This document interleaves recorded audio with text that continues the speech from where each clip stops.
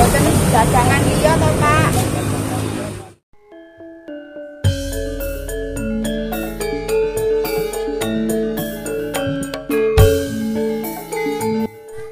Semakin kesini teknologi semakin berkembang.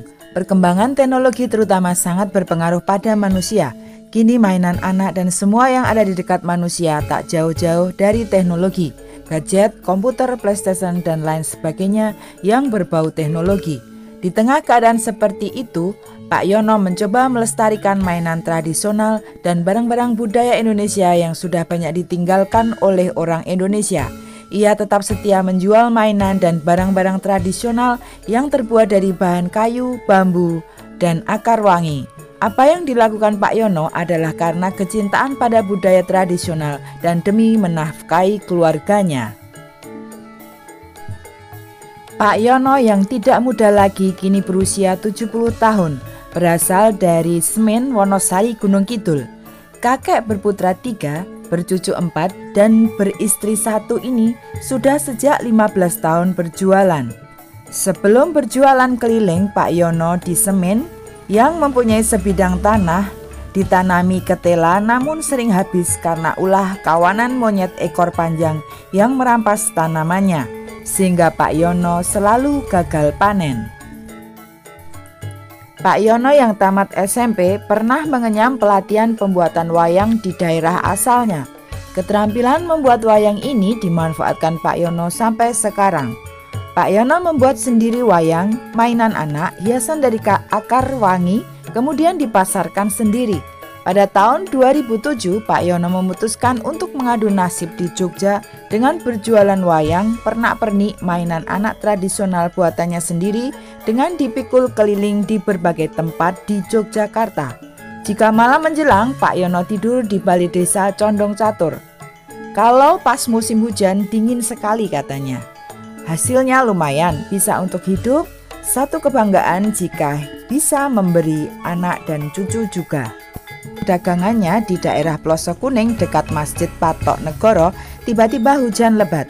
Pak Yono berteduh di emperan rumah warga. Dari situ pemilik rumah berbelas kasih dan menawari Pak Yono untuk tinggal di rumahnya tanpa membayar. Pada suatu saat juga, saat berjualan keliling, seorang anak dan bapak membeli mainan tradisional Pak Yono.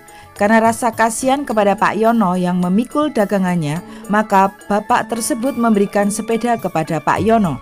Sungguh Tuhan selalu memberi pertolongan kepada Pak Yono lewat orang-orang itu yang selalu diyakini oleh Pak Yono.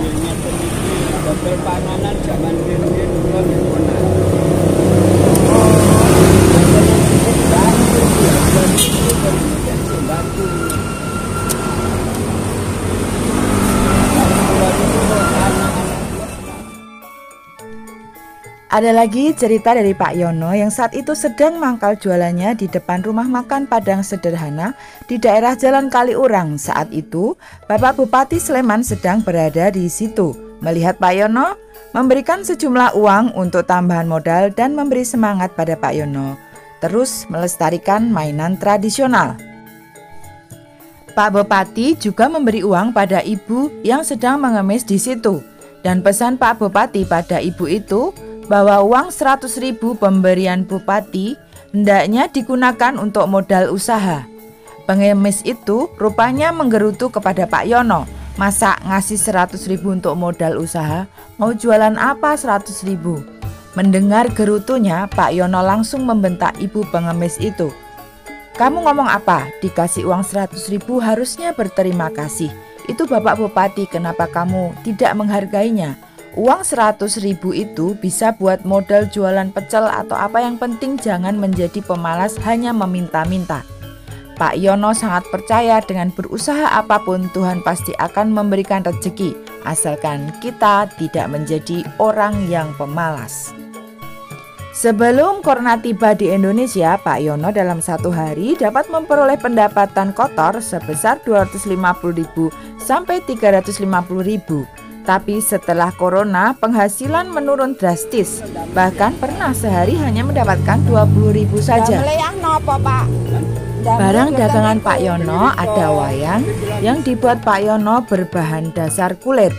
hiasan hewan seperti bebek, kambing, unta yang terbuat dari akar wangi.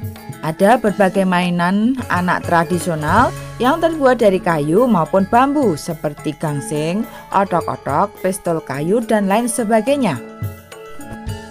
Pak Yono berkeliling Jogja berpuluh-puluh kilometer jauhnya untuk menjajakan dagangannya. Jika ada beberapa pesanan dari pelanggan, baik langsung maupun lewat WA, Pak Yono pulang ke Semin untuk membuatkan pesanannya. Pak Yono menggunakan angkutan bus untuk sampai di Semin. Dalam obrolan saya dengan Pak Yono pagi ini, banyak hal yang dapat saya contoh. Sampai kapan Pak Yono bekerja seperti ini? Beliau mengatakan selagi saya masih kuat dan diberi kesehatan, insya Allah masih bekerja seperti ini. Mudah-mudahan budaya Indonesia tidak tergerus oleh modernisasi. Dengan kerja, saya tidak mau merepotkan anak-anak. Kita yang masih muda bisa mencontoh semangat Pak Yono. Apapun profesi kita, berapapun hasilnya harus bersyukur atas rezeki yang diberikan dan selalu bekerja sebaik-baiknya. Salam dari kami, salam Tombo Kangen Channel. Dadah, dadah, dadah. Kota wisata, bangkitan semangat bersatu.